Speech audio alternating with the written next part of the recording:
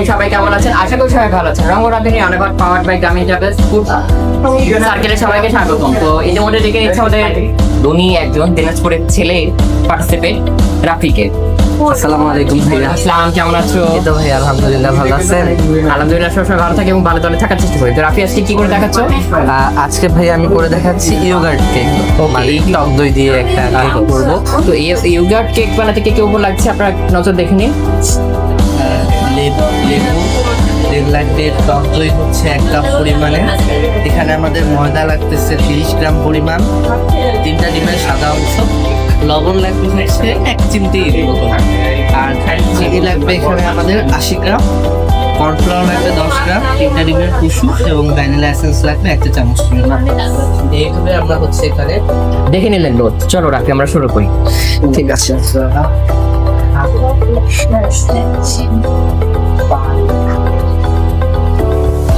প্রথমে আমরা শুকনো যে উপকরণগুলো আছে আমাদের ইয়োগার্ট কেক তৈরির জন্য, সেগুলোকে আমরা একসঙ্গে করে নিব। এই জন্য এখানে আমাদের কর্নফ্লাওয়ার আছে 10 গ্রাম। এটা চালার দরকার নেই, না, এটা চালার প্রয়োজন নাই। এখানে হচ্ছে আমাদের ময়দা আছে অলমোস্ট 30 গ্রামের মতো।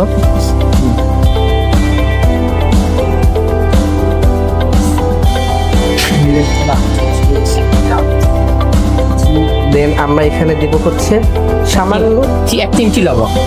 1 চিমটি লবণ দেওয়া, ঠিক আছে।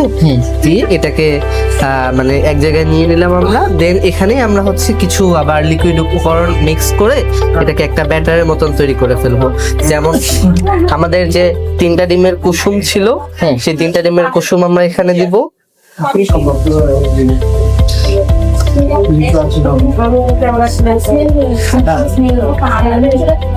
এ পর্যায়ে আমরা এখানে দিচ্ছি 1 চা চামচ পরিমাণে ভ্যানিলা এসেন্স।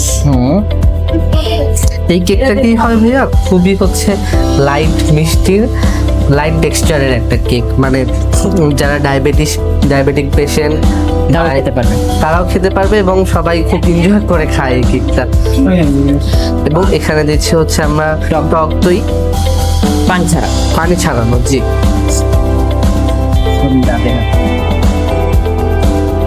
একটা পরিমাণ টক দই আছে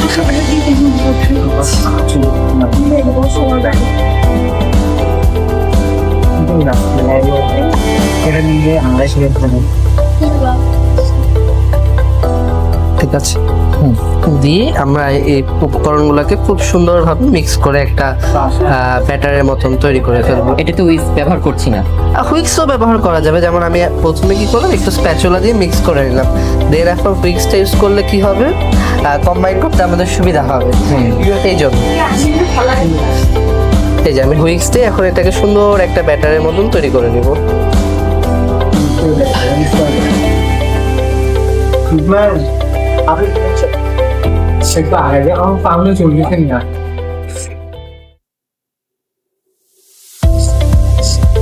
সুন্দর কিন্তু একটা ইয়ার আমরা টেক্সচার আছে। তারপরে একটা আমরা কি দই দিয়েছে, দইয়ের একটা ফ্লেভার পাচ্ছি। হ্যাঁ, এই কেকটা আসলে যারা লাইট মিষ্টি পছন্দ করে তাদের কাছে খুবই মজা লাগবে, তেমনই একটা কেক। মানে ময়দাটা একদম মিক্স হয়ে যাওয়া পর্যন্ত আমরা এটাকে মিক্স করবো একদম। হ্যাঁ, মিক্স করে এই ব্যাটারটাকে আমরা ঢেকে একটা সাইডে রেখে দিব।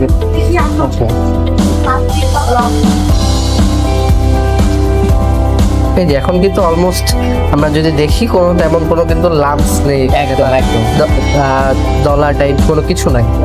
এটাকে আমরা এখন একটা সাইডে ঢেকে রেখে দিব। পর্যায়ে কি করবো আমরা তো ঢেকে রাখিয়ে দিলাম। জি, এ পর্যায়ে আমরা হচ্ছে 3টা ডিমের সাদা অংশ নিয়ে নিচ্ছি, এটা আমরা বিট করবো। হ্যাঁ, এবার হচ্ছে আমাদের বিটিং এর কাজ স্টার্ট হবে। সাদা অংশটাকে আমরা খুব সুন্দর করে বিট করে নিব। হ্যাঁ, ফোম না, মানে আমি প্রসেসটা দেখাচ্ছি, দেখলে আমাদের দর্শক যারা আছে তারা খুব ভালোভাবে বুঝতে পারবে।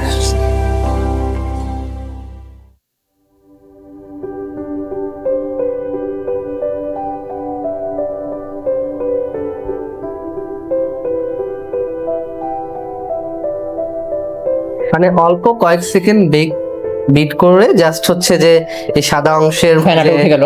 হ্যাঁ ফেনাটা উঠানো এবং একটু লিকুইডই করে নেওয়া হুম। এরকম। এখন আমরা এখানে ধাপে ধাপে যে আমাদের 80 গ্রাম চিনি ছিল সেটা অ্যাড করব। 3 ধাপে হতে পারে, 4 ধাপে, 3 ধাপে, 4 ধাপে, 2 ধাপে, মানে 6 ধাপে। সুবিধা মতো। হ্যাঁ,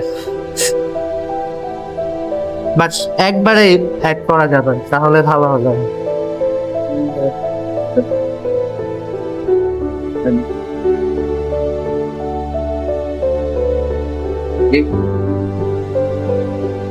তারপর লোটান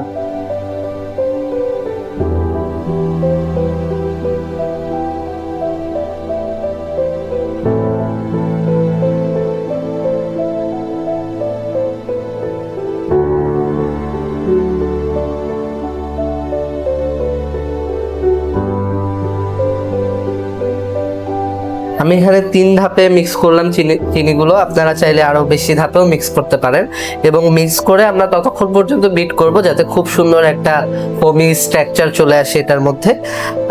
বাট একদম যে খুব ওভার বিট করে আমরা খুব বেশি হচ্ছে ফোমি করে ফেলবো তেমন না, চিনিও গলে যাবে এবং সেই সাথে সাথে এটার ফোমটাও সুন্দর হয়ে যাবে এরকম।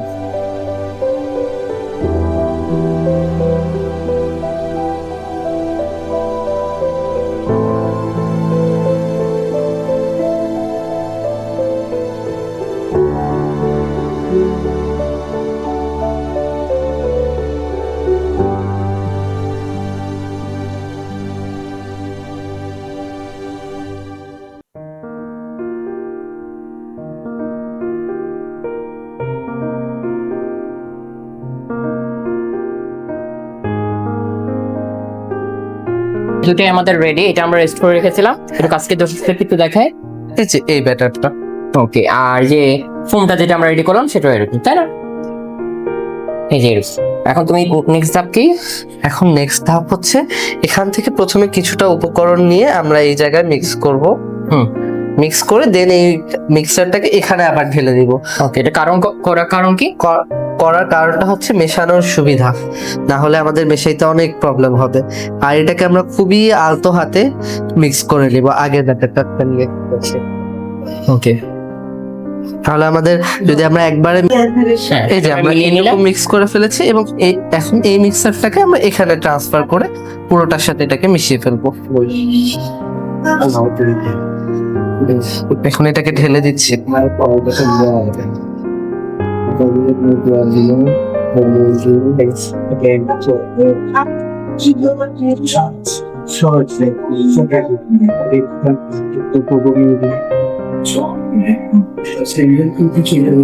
এটা আমরা ভালো করে দুইটা বাটার একসাথে মিক্স করে নিই। হ্যাঁ, দুটা ব্যাটার একদম একসাথে মিক্স করব। এই বিটের দরকার না, আমরা হুইজে হালকা আলতো ভাবে করে এটা বিট করলে হবেই না, জিনিসটা আসলে এমন জোর হলে জিনিসটা নষ্ট হয়ে যাবে। জিনিসটা নষ্ট হয়ে যাবে। এবং এ পর্যায়ে মিক্স করতে করতে আমরা এখানে লেবুর রস ইউজ করব। লেবুর রস ইউজ করলে যেহেতু ইয়োগার্টের একটা সাওয়ারনেস থাকবে এবং লেবু এটাকে আরো বেশি ইনক্রিজ করবে এবং জিমের একটা আলাদা একটা স্মেল থাকে, সেটাও সাহায্য করবে। সেটাও সাহায্য করবে। আর এই লেবুটা খুবই ভালো, আমাদের কাছের লেবু, একটুতে অনেক ভালো রস দিচ্ছি তো। ছোট লেবু বাট ছোট লেবু রস অনেক, দুইটা দিছি আর দিবই না। এটা আমরা আবার আলতো ভাবে একটু হুইস্কের সাহায্যে ইয়ে করে নিই। তোমার আম্মু তোমার হাতে কেক গুলো খুব পছন্দ করে মনে হয়, তাই না? আম্মু নিজেও বানায় আমার সঙ্গে। ও, তাহলে তোমার আম্মুকে নিয়ে আমরা একবার এপিসোড করবো ইনশাআল্লাহ নেক্সট টাইম। ওকে, তো এখন আমরা এটা কি করবো? তাই যে এখন আমাদের মিক্স করা হয়ে গেছে, এখন আমরা এটাকে মোল্ডে ঢেলে নিব। এখানে এটা আমরা কতক্ষণের জন্য ওভেনের জন্য প্রিহিট করতে দিব? এটা আমরা হচ্ছে 160 ডিগ্রি প্রিহিটেড ওভেনে 10 মিনিট আগে প্রিহিটেড করে নিব। দেন আমরা এটাকে ওয়াটার বাথ বেকিং প্রসেসে অলমোস্ট 45 থেকে 50 মিনিট পর্যন্ত বেক করব। আমি এখন একটা ট্রায়াঙ্গেল বলতেছি, রেক্টেঙ্গুলার শেপের মোল্ডে এটাকে ট্রান্সফার করে যে কোনো করতে পারবেন, চাইলে রাউন্ড। ওয়াও, বাটারটা যে সুন্দর হয়েছে। এটা ঠান্ডাটা একটু থাক, আমি একটু কমায় দিই। তো এটা আমরা তাহলে এখন বেক করতে দিচ্ছি, তাই তো? জি, আমরা এখন এটাকে আচ্ছা, তাহলে দর্শক এই যে আপনারা দেখে নিন, এটার হচ্ছে আমরা ওয়াটার বাথ বেকিং প্রসেসে, অর্থাৎ আমরা যেভাবে পুডিং গুলোকে বেক করে থাকি, মানে আমরা নিচে প্রথমে পানির একটা হচ্ছে স্তর দেই, তার উপর হচ্ছে আমরা এই বাটিটাকে বসিয়ে তারপর এটা আপনারা চুলাতেও খুব সুন্দর বেক করতে পারবেন। সেক্ষেত্রে হয়তো উপরে কালারটা পারফেক্ট আসবে না, বাট ওভেনে বেক করলে, ওভেনে ওয়াটার বাথ বেকিং প্রসেসে বেক করলে উপরে কালারটা অনেক সুন্দর আসবে। ওকে, তাহলে এটা আমরা কিভাবে ওভেনে বেক করছি সেই লুকসটা আপনারা দেখে নিন এবং ফাইনাল লুকও দেখে নেবে এবং প্লেটিং প্রস্তুত করে সবকিছু নিয়ে আমি একবার টেস্টিং করবো ফলটা আসছে, তাই তো? জি।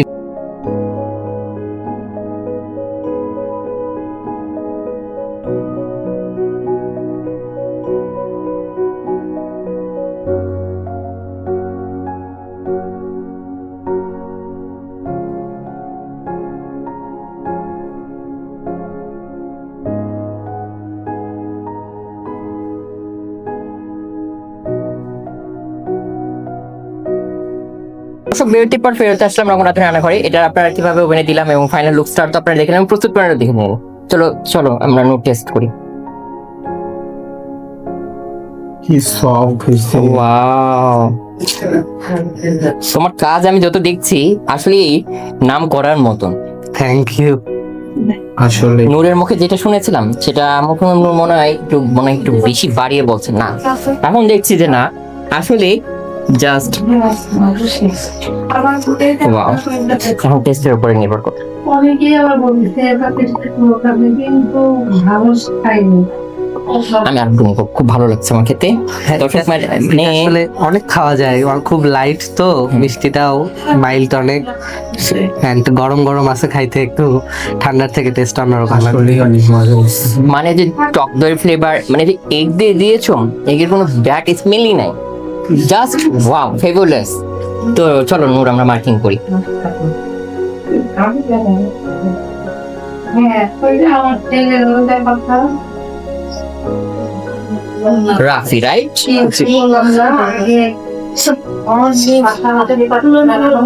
সম্পর্ক ওরা তখন খুবই মানে আন্তরিক হয়ে তখন শিখছে এসে ঠিক আছে আমার নাম বলেন।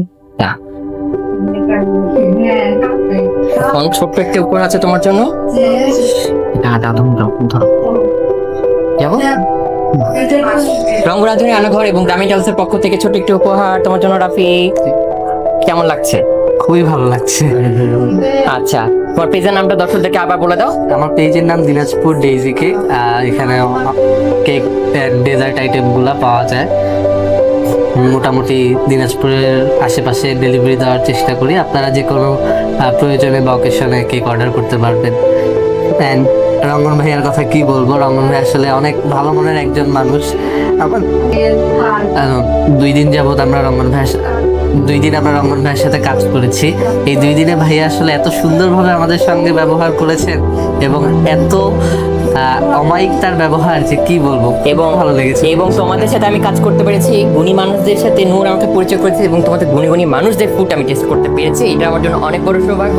জন্য নূরকে আমি অসংখ্য ধন্যবাদ যে নূর আমাকে এরকম একটা প্ল্যাটফর্ম দিয়েছে যে আমি টেস্টিং করে তোমাদেরকে মার্কিং করতে পারছি, নূরও করছে, খুব ভালো লাগছে। দেখা যাক কাল কি রেজাল্ট পাই, 5 থেকে 7 থাকতে পারো কিনা। বিশ্বাস আছে থাকতে পারবা? ইনশাল্লাহ পারবো। ওকে, তো নূর তুমি কিছু বলবা? না, আমি বলবো না। আর দিদি সবার পাশে থাকবেন এবং আমার পিছনে সবার পাশে থাকবেন এবং আমরা তো রঙ্গন রাঁধুনি রান্নাঘরের পাশে আছি। এবং তুমি রঙ্গরাধুনী রান্নাঘরের দিনাজপুরের দায়িত্বে তুমি আছে, তো সবাই দোয়া করবেন যেন নূর এভাবে সবসময় নূর যেন সবসময় আমাকে এভাবে সাপোর্ট দিতে পারে। নূরেরকে অবশ্যই সবাই ভালোবাসবেন এবং সাপোর্ট করবেন, তার পেজটা অবশ্যই ভিজিট করে আসবেন। আজ এই পর্যন্ত, আল্লাহ হাফেজ।